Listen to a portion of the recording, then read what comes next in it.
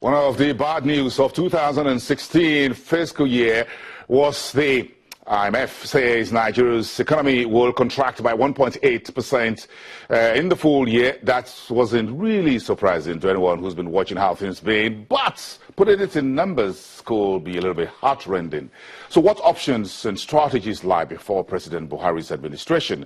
You heard one of it from Michael Harvey, Mission Director of USAID in Nigeria, says we should focus on agriculture and where we have what you call the low-hanging fruits. Let's bring in Buka Kyari, who is the chairman of Nigeria Economic Summit Group, who's also the managing director and chief executive officer of the Nigeria's clearinghouse called the CS. Mr.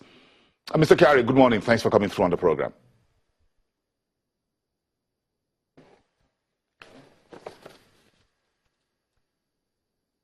Okay, now let's get on with the current, some of the forecasts that we have. The World Bank, the IMF, the OECD, that's the Organization for Economic Cooperation and Development, giving some negative forecasts as far as Nigeria is concerned. Looking at these numbers and these forecast projections, how do you feel about it?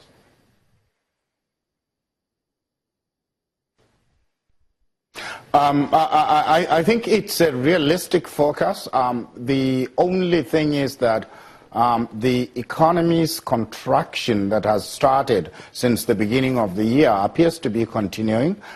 We are in what economists term as technically we are in a recession because of the fact that we have had 2 quarters of negative growth, negative GDP growth. And my own belief is that we have still not hit the bottom.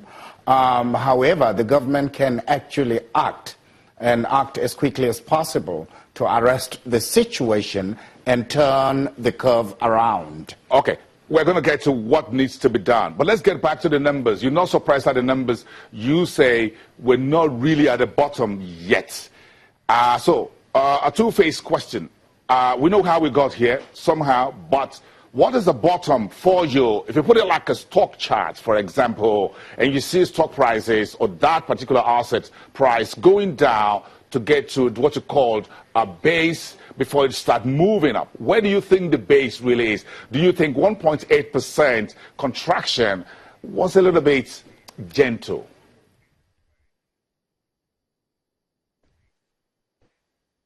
Well, in a sense, I think we're kind of slowing down. However, what I tend to see when these sort of things begin to happen in a national economy is that perception sometimes matters. And the effect is that there are some leading and lagging indicators. For example, the stock market tends to be a leading indicator, especially when a recovery is about to start, when the market start to pick up, because companies are beginning to put in additional capital and resources and expansion and so on and so forth. I haven't seen that yet, and therefore I do believe that there is a bottom somewhere, and we have not yet hit the bottom. I will not be able to give you any numbers as a projection on my part because I haven't done any in-depth analysis. But on a larger macro basis, I do believe that we still have some ways to go. I mean, and by that I mean negatively speaking. The only thing is that there has been effort by government and also in discussions by analysts and so on and so forth how to arrest the situation. Because sometimes when something is about to start and you put in place the remediation early enough, you may arrest the situation. In terms of your organization that you head as the chairman, the NESG, I'm sure since the projections and forecasts from the outside and inside start coming out, I'm sure you must have had a number of meetings, talk to your analysts in-house. What does the NESG think?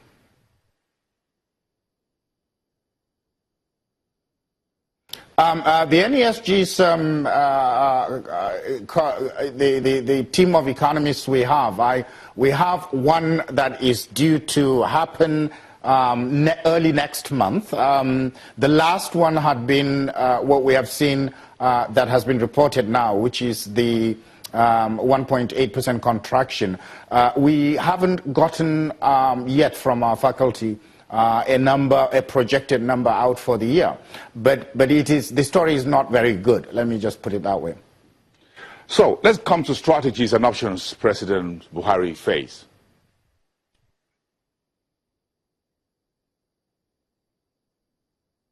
Yeah, exactly. So what we need to look at doing as a country and as an economy is to look at, and all options are open here. What I believe need to happen is an expansionary or reflating of the economy. And when you talk about expansionary economy, it's basically both on the monetary and fiscal side. Capital spending need to happen and need to be accelerated, even if it means we need to borrow. Because capital spending has an effect of trickling down, and the velocity of money increases, and it will have more impact generally on the economy than the recurrent side. So there has to be emphasis on capital spending, especially in an economy like ours, where there is an opportunity of investing seriously in infrastructure. Those are what I call the low-hanging fruits. Some of the theorists of the old days say that even if it means employing people to just dig ditches, you need to do something when the economy is in a state like ours. So contraction is taking place. Therefore, something needs to happen to jumpstart the economy. The fixation on liquidity and liquidity management by the CBN need to be countered with what is happening generally in the economy. I think what we see, with the 200 basis points increase by the MPC is more of looking at the liquidity within the banking sector. Yes, it does have an effect on exchange rate and exchange rate management, but we need to also look at the overall impact of the economy and where we are and what we need to do to the economy, which is to put it into an expansionary mode. That basically means that we have to spend our way out of the recession.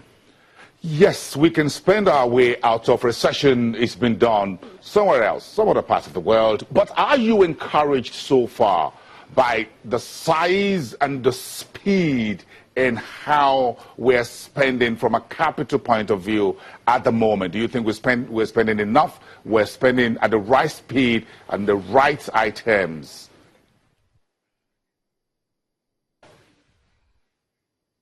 No, I don't think so. I think there is a need for a sense of urgency. The fact that job creation need to happen, the fact that employment, because there are certain indices that would tell us that the economy is picking up, and jobs are one of those, job creation. And so far, I don't believe that the private sector is hiring in large quantities. Small and medium focus on small and medium enterprises, and they should be given the opportunity for them to basically be part of the productive sector of the economy, in which case they will require new hands to grow. But if money is not circulating in the economy, they would not be in a position to do those. So the effect is that my own analysis or my own assessment is that we need to do things and do them fast. If we are going to make mistakes, it's better to make those mistakes very quickly so that we can take some course corrections as we go along. Let's bring in this double or triple angle to it. Taxes, tariffs, and budgetary spending. And you've spoken to the side of the budgetary spending, that pillar. So that leaves us with taxation and tariffs. Some folks said, look, we need to focus on these double T's very quickly. What's your take on it?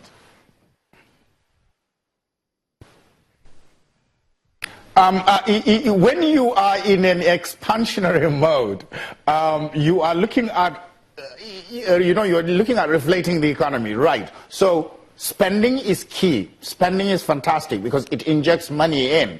And believe it or not, tax decrease or reduction in taxes is another way of reflating or basically catalyzing the economy to grow faster. I'm not talking about increasing taxes, but decreasing taxes. That also has an effect on boosting the economy. There is an element of taxes or taxation in Nigeria where when you look at the ratio of total taxes collected to our GDP, it's extremely low. That's actually a collection problem. So we need to be collecting our taxes. However, an incentive, there is a counter argument where if you reduce taxes, you increase the penalties for non-payment of taxes, as being done by some of the central independent states of the old Soviet Union, like places like Moldova, etc., where Belarus and the rest of them, where taxation went down from 60-something% down to 13% and 15% flat taxes. What happened was their collections went up by nearly doubled, meaning that their collections actually increased by nearly 100% within a period of 2 years, without necessarily the economy expanding more than 5 or 6% in those 2 year period. So we can use taxation as a double-edged sword. Go for volume, reduce the headroom. Now talk to us, that's a nice one, but talk to us about tariffs. Do you think we can tweak something around the tariffs as well, perhaps along this thinking? Right. When it comes to tariffs, you have to be very strategic.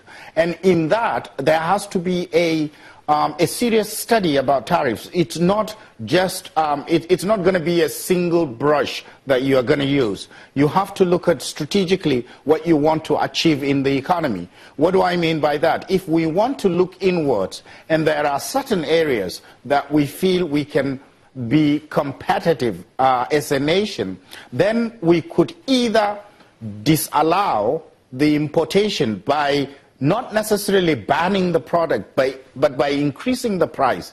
And what I mean by increasing the price is increasing the tariffs, and in so doing, you then achieve the objective of encouraging internal growth or internal production of those products. But that has to be done deliberately, purposefully, and with necessary encouragement, so that there will not be a gap, because once there is a gap, there will be room for abuses, etc., and the average consumer or average citizen will suffer as a result. But if it is done deliberately and purposefully, what we will see is that the economy will be boosted, the growth will be internally generated, the job creation will fall on this side of the borders than outside. Finally, about 2 days ago, the government's economic management team met some selected economists and financial experts in Abuja, where you're sitting right now, for some advice on how things should move forward. Do you agree to this consultation?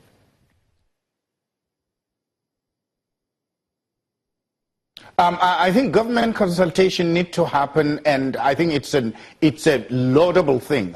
The best form of seeking for feedback is via that and via additional discourses with the organized private sector in various fora.